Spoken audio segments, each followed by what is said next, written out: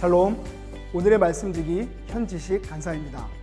새로운 한 주가 시작됐습니다. 5월의 마지막 주도 말씀으로 풍성한 하루하루 되시기를 바랍니다.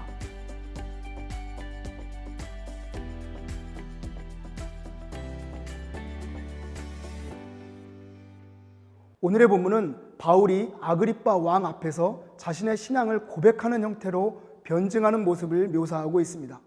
바울의 진술에는 다음의 내용들이 포함되어 있습니다. 어제 본문인 1절부터 오늘 본문인 8절까지 해서 바울은 자신이 바리새인으로 양육받았음을 말합니다. 그리고 조상들이 그토록 원했던 메시아의 도래라고 하는 약속이 예수님의 부활로 이미 성취되었음을 말합니다. 그리고 이 소망, 곧 부활의 소망 때문에 송사를 당하게 되었다고 증언합니다. 이어서 바울은 자신이 예수를 핍박했었음을 말합니다. 바울은 예수를 믿지 않았고 예수를 따르는 이들을 옥에 가뒀으며 그들이 사형 선고를 받을 때 찬송표를 던지기도 했습니다. 바리새인이었던 바울에게 그런 행동들은 너무나 당연한 것이었습니다. 그런데 바울은 다메섹에서 주님을 만났고 거기서 회심했고 나아가 사도로 위임을 받았습니다. 17절에서 내가 너를 구원하여 그들에게 보내어 라고 주님께서 하신 말씀은 예수께서 또 이르시되 너희에게 평강이 있을지어다 아버지께서 나를 보내신 것 같이 나도 너희를 보내노라 라는 요한복음 20장 21절과 의도적으로 연계되어 있는 것처럼 보입니다. 주님께서 부활하신 후에 사도들을 보내셨던 것처럼 다메섹에서는 바울도 주님에 의해 보냄을 당했습니다. 바울의 사도직은 그렇게 주님께 보냄을 받았다는 권위와 당위성을 갖게 되는 것입니다. 다메섹의 회심 경험이라고 불리는 이 사건에서 주목해야 하는 것은 바울의 회심이라기보다는 오히려 회심 이후 사도의 직임을 위임받았다는 사실입니다. 바울이 지금 아그리빠 왕 앞에서 재판을 받고 있는 이유도, 이전에 동족인 유대 군중들에 의해 폭행을 당했던 이유도 그가 사도로 보냄을 받고 위임받은 사명, 곧 부활의 복음을 전파하는 일에 충실했기 때문입니다. 바울은 여러 차례 재판을 받는 중에 계속해서 부활에 대해 언급하고 있습니다. 지난주에 23장을 묵상하면서 우리는 바울이 부활에 대해 언급해서 사두개인과 바리새인들 간의 다툼이 일어나고 그 결과로 바리새인들이 바울의 구명에 도움을 주게 되는 상황을 보았습니다. 바울이 부활이라고 하는 이 민감한 주제를 자신의 구명을 위한 도구로 사용한 것은 아닌가 하는 의구심을 가지는 사람들도 있습니다. 결과적으로 바울이 위기에서 벗어나게 되면서 부활에 대한 언급이 바울의 지혜로움을 드러내는 것으로도 이해할 수 있다고 했습니다.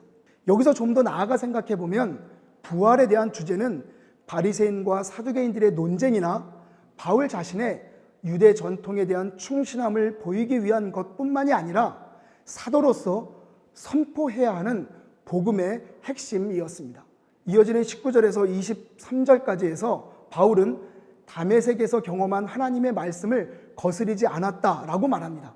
자신은 다메섹에서의 회심과 사도직의 시작에 충실했고 그 결과 죽음의 위기도 있었지만 하나님의 도우심으로 예수 그리스도의 고난과 부활을 말했다라고 증언합니다. 오늘 본문을 보면 바울은 그의 믿음에 근거하여 예수를 믿는 자들을 핍박했었습니다. 그리고 또한 다메섹의 경험 이후에는 동일하게 그의 믿음에 근거하여 예수를 믿는 자들과 함께 핍박을 당하는 것을 당연하게 여겼습니다. 그리고 오늘 아그리빠 왕 앞에서 그가 믿는 바를 증언하고 있습니다. 그렇다면 바울의 믿음에는 어떤 변화가 있었던 것일까요? 그 변화의 핵심에는 예수 그리스도와의 만남과 회심, 그리고 사도로 보내심을 받은 사명이 자리하고 있습니다. 다시 말해 바울은 예수 그리스도를 만나서 회심을 경험했고 사도로 보냄을 받았습니다. 이러한 사도로 보냄을 받은 사명은 바울의 믿음의 근거를 혁명적으로 전환시켰습니다. 여기서 18절을 주목해 보시기 바랍니다. 하나님이 바울을 구원하여 사도로 보내신 이유가 눈을 뜨게 하려는 것이라고 말합니다. 이방인들이 예수 그리스도 안에 있는 하나님의 진리를 보지 못하기 때문입니다. 여기서 눈을 뜬다는 것은 단순히 무엇을 깨닫는 지적인 계몽을 넘어서는 것입니다. 그것은 단순한 깨달음을 넘어서는 회심을 의미합니다. 곧 어두움에서 빛으로, 사단의 권세에서 하나님의 통치 아래로 돌아가게 하는 것입니다. 우리가 기억해야 할 것은 회심에는 충성의 대상과 환경이 철저하게 옮겨지는 것이 포함된다라는 것입니다. 회심은 사탄의 지배라는 어두움에서 해방되는 것이고 또한 하나님의 놀라운 빛과 권능의 영역으로 옮겨지는 것입니다. 그것은 바로 하나님 나라에 들어가 그분의 통치 아래 거하는 것입니다. 그리고 그 결과 하나님 나라를 기업으로 받게 하는 것입니다. 이렇게 눈을 뜬 바울의 삶이 이전과는 다른 삶으로 전환되는 것은 전혀 이상하지 않고 오히려 너무 당연한 것입니다. 사도행전에서는 회심한 바울의 전환된 삶의 방식을 보여줍니다. 바울은 이전에 즐기던 것을 배설물로 여겼다고 말합니다. 그는 하나님이 맡겨주신 것을 성취하는 것을 인생의 사명으로 삼았습니다. 그리고 그 삶을 마지막까지 흔들림 없이 살아갔습니다. 그렇다면 오늘 회심을 경험한 우리들은 어떤 삶의 방식을 드러내고 있습니까? 예수를 믿기 이전에 즐기던 것 중에 포기한 것이 있습니까?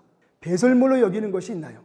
회심한 이후 하나님이 맡겨주신 것을 성취하는 것을 인생의 사명으로 삼고 있습니까? 그 삶을 살아가며 어려움을 겪을 때 흔들림 없이 사명을 향해 나아가고 있습니까? 우리의 삶의 방식은 우리의 믿음을 표현합니다.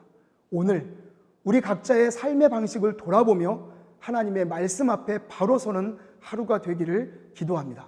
샬롬.